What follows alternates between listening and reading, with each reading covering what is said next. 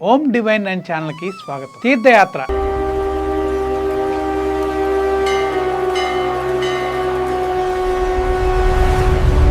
ఈరోజు తీర్థయాత్రలకి ఎంతోమంది వెళ్తుంటారు. మరి తీర్థయాత్రలకు వెళ్ళినప్పుడు ఎటువంటి ఆలయాలని దర్శించాలి, ఏ స్వామిని దర్శించుకుంటే మంచిది, ఆ స్వామి ఆలయం యొక్క విశిష్టతలు ఏంటో తెలుసుకోవాలంటే మీరు ప్రతిరోజు ఈ తీర్థయాత్ర కార్యక్రమాన్ని తప్పకుండా ఫాలో అవ్వండి.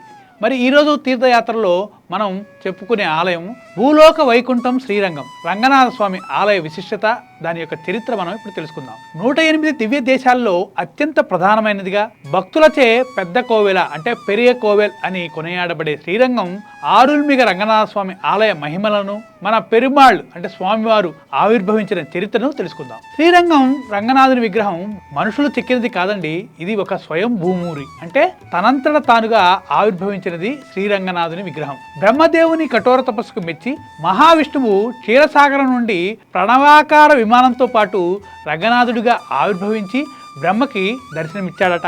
బ్రహ్మదేవుడు ఈ విగ్రహాన్ని సూర్యవంశపు రాజైన ఇక్ష్వాకువుకి బహుమతిగా ఇచ్చాడట. సూర్యవంశంలో జన్మించిన శ్రీరామచంద్రుడు రావణవధ తర్వాత తనకు సహాయం చేసిన విభీషణునికి కృతజ్ఞతగా ఈ రంగనాథ విగ్రహాన్ని బహుమతిగా ఇచ్చాడట. ఇచ్చి నీ లంకకు తీసుకువెళ్ళవయ్యా విభీషణ అని చెప్పాడట. విభీషణుడు లంకకు వెళ్లే మార్గంలో కావేరీ నది మధ్యలో ఉన్న చంద్ర పుష్కరిణి అనే దీవిలో విగ్రహాన్ని కింద పెట్టాడట. అక్కడ చోళరాజు ధర్మవర్మ విభీషణుడికి స్వాగతం పలికాడట. విభీషణుడు తన పూజను ముగించుకొని విగ్రహాన్ని మళ్లీ పైకి లేపడానికి ప్రయత్నించినప్పుడు అప్పుడు ఏం జరిగిందంటే స్వామివారు అక్కడి నుంచి కదలడానికి నిరాకరించారట. విభీషణునికి దర్శనమిచ్చిన భగవంతుడు, విభీషణ నేను కావేరి గట్టునే ఉండి దక్షిణం వైపు అంటే లంక వైపు చూస్తూ అనుగ్రహిస్తానని చెప్పాడట. అలా ఏర్పడినదే ఈ శ్రీరంగ క్షేత్రం. 14వ శతాబ్దంలో సుల్తాన్ల దండయాత్ర సమయంలో శ్రీరంగం అళగియ మణవాళన్ అంటే ఉత్సవమూర్తి విగ్రహాన్ని రక్షణ కోసం పలు ఊర్లకి తరలించారట. దాదాపు 60 సంవత్సరాల తర్వాత తిరుమల అంటే తిరుపతి మీదుగా ఈ విగ్రహాన్ని తిరిగి శ్రీరంగానికి తీసుకొచ్చారట. విగ్రహం తిరిగి వచ్చినప్పుడు అది నిజమైన విగ్రహమేనా అనే సందేహం కొందరిలో కలిగిందట కూడా. అప్పుడు అక్కడ ఉన్న ఒక అందవృద్ధుడు స్వామివారికి సమర్పించిన తీర్థాన్ని, తులసిని వాసన చూసి కళ్ళ వెంట ఆనంద బాష్పాలు కారుస్తూ ఇది మన పెరుమాళ్ స్వామివారే అని గట్టిగా చెప్పాడట. నాటి నుంచి శ్రీరంగం అళగియ మణవాళినికి మనస్వామి అనే తిరునామం స్థిరపడిపోయిందట. మరి ఈ ఆలయ అద్భుత విశేషాలు ఏంటి? ప్రపంచంలోనే అతిపెద్ద పూజా నివేదనలు జరిగే ఆలయం ఇది. దాదాపు 156 ఎకరాల విస్తీర్ణంలో 7 ప్రాకారాలు మరియు 21 గోపురాలతో ఈ ఆలయం అత్యంత బ్రహ్మాండంగా అలరారుతోంది. మరి దీని రాజగోపురం గురించి తెలుసుకుందాం.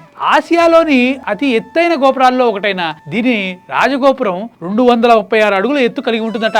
మరి ఆ ఆలయంలో ఉన్న శేషశయన రంగనాథుడి గురించి తెలుసుకుందాం. మూల విరాట్ అయిన రంగనాథ స్వామి ఆదిశేషునిపై దక్షిణం వైపు ముఖమండలాన్ని, పడమర వైపు శిరస్సుని, తూర్పు వైపు చరణాలను ఉంచి లంకలో ఉన్న విభీషణుడిని అనుగ్రహిస్తున్నట్లుగా శైరముద్రలో దర్శనమిస్తారట. మూలికా తిరుమోని అంటే మూలికా విగ్రహం ఏంటి?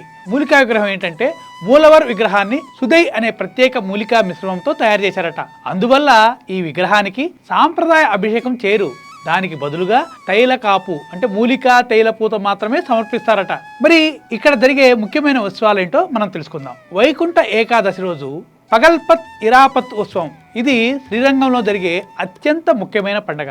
ఈ రోజున పరమపద వాసల్ అంటే వైకుంఠ ద్వారము, స్వర్గద్వారము తెరవబడుతుందట. మన నెంపుర్బాల్ రత్నాంగి అంటే నవరత్న ఖచ్చిత వస్త్రం అంటే ఆ వస్త్రం సేవలో దర్శనమిచ్చి దృశ్యం కన్నుల పండుగగా ఉంటుందట.